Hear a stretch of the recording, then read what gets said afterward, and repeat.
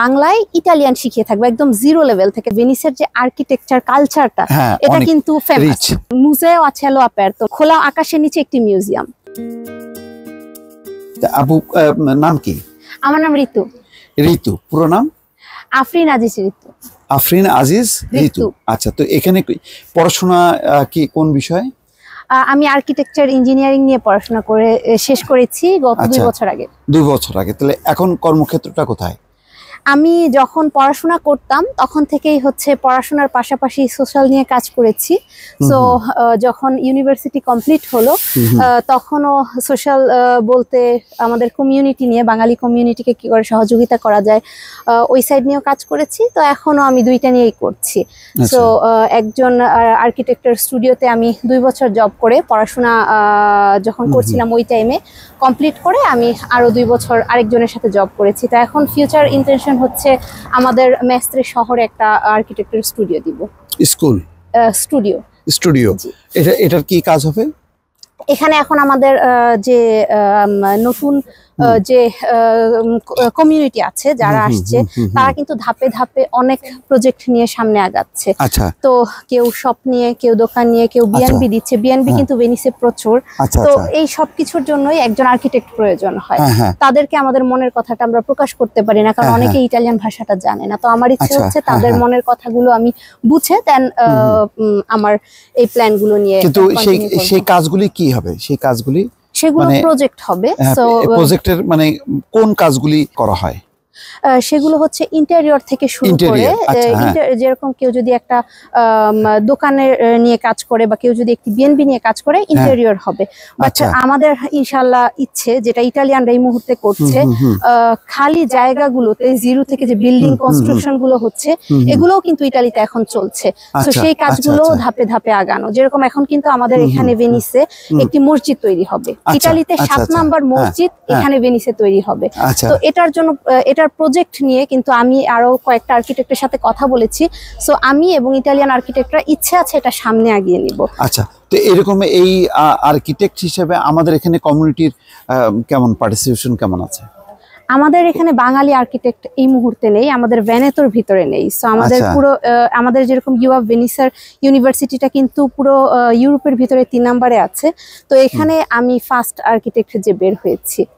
এবং আমার ইচ্ছে আছে এটার পাশাপাশি যে বলছিলাম যে বাঙালি কমিউনিটিকে সাহায্য করা। আর্কিটেকচারের যে কাজটা এটা তো ইটালিয়ানদের জন্য, বাঙালিদের জন্য, সবার জন্য। আর শুধু বাঙালি কমিউনিটিকে সাহায্য করার জন্য যেটা আমি করছি এটা হচ্ছে আমার অনলাইন যে ক্লাসগুলো, ঋতুস ইটালিয়ান ক্লাস, এই পেজটিতে আমি ভিডিওর মাধ্যমে এবং ক্লাসের মাধ্যমে ইটালিয়ান শিখিয়ে থাকছি। তো এই আমার যে অফিসটা থাকবে সেখানে স্কুলেরও ব্যবস্থা থাকবে। তো এই যে পড়াশোনা যে অভিজ্ঞতা, সেই অভিজ্ঞতার আলোকে আমাদের কমিউনিটি কি শিখবে? কি ধরনের?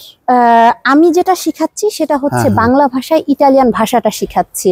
আর সো একটা হচ্ছে আমার ইউনিভার্সিটির পড়াশোনা, যেটার মাধ্যমে আমি আর্কিটেকচারের যে কাজগুলো আছে সেটা করব।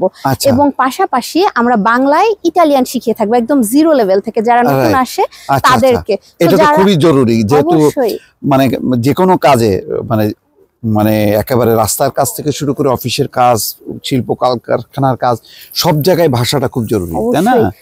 অনেকেই ভাবে যে হয়তো একটি মেয়ে বাংলাদেশ থেকে ইটালিতে এসে সে বাসায় থাকবে, কিন্তু একজন সন্তানকে বড় করে হসপিটালে নিয়ে যাওয়া, স্কুলে নিয়ে যাওয়া, সেক্ষেত্রেও কিন্তু ভাষা প্রয়োজন হয়। তো এই জন্য প্রথম ইচ্ছে হচ্ছে কমিউনিটিকে আমি হেল্প করব, দ্বিতীয় ইচ্ছে হচ্ছে কমিউনিটিকে গড়ে তুলবো যেন নিজেই নিজের কাজগুলো সামনে এগিয়ে নিতে পারে। এমনি আর্কিটেক্ট হিসেবে এখানকার এটার ডিমান্ড কেমন বা চাহিদা কেমন? ভেনিস কিন্তু ইটালির ভিতরে বলি বা ইউরোপের ভিতরে বলি, ভেনিসের যে আর্কিটেকচার কালচারটা এটা কিন্তু ফেমাস। পুরো পৃথিবীতেই কিন্তু এটা ফেমাস, মানুষ দেখতেই আসে কিন্তু আর্কিটেক্ট। জানি না আপনি জানেন কিনা, ভেনিসকে বলা হয় হচ্ছে মুজেও আছে লো অ্যাপারতো, মানে খোলা আকাশের নিচে একটি মিউজিয়াম। এটা ইটালিয়ানরা এটা বলে থাকে ভেনিসকে। তো ইনফ্যাক্ট ভেনিসে কিন্তু এখন ঢোকার জন্য, প্রবেশ করার জন্য কিন্তু 5 ইউরোর একটি টিকিটও পে করতে হয়, কারণ এটা একটা মিউজিয়াম হয়ে গিয়েছে। তো এখানের যে ডিমান্ডটা সেটা সব জায়গায় আছে, কারণ এখানে যেটা শেখানো হয় এটা হচ্ছে একদম আদিকালের আর্কিটেকচার থেকে একদম নিউ যে আর্কিটেক্টরা তৈরি হচ্ছে সবকিছু শেখানো হয় এখানে। সো এটার ডিমান্ড ডিফারেন্ট। এখানে কি আসা হয়েছে একেবারে ছোটবেলায় নাকি? জি, আমি যখন এসেছি 4 বছর ছিলাম। 4 বছর বয়স।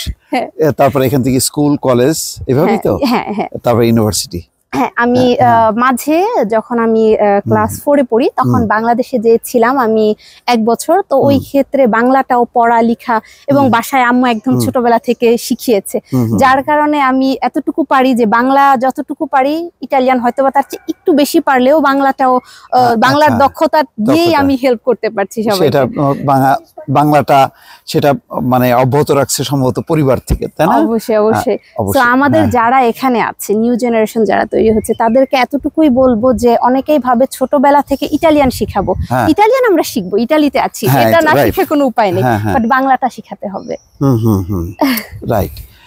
ধন্যবাদ। দর্শক শুনলেন যে একেবারে আমাদের যে নতুন যে জেনারেশন, তারা কিন্তু এসে শুধু তাদের পেশাগত কাজ, নিজের জীবন জীবিকা নিয়ে ব্যস্ত নেই, তারা কিন্তু পড়াশুনো করেছে ইতালি ভাষায়, বাংলা শিখেছে, এবং এখন যারা যেই বাংলাদেশিরা এখন আসছে সুদূর পথ পাড়ি দিয়ে, তারা যাতে এখানে কর্মসংস্থান করে টিকে থাকতে পারে সেই ব্যাপারে কিন্তু তারা ভাষা শেখাচ্ছে।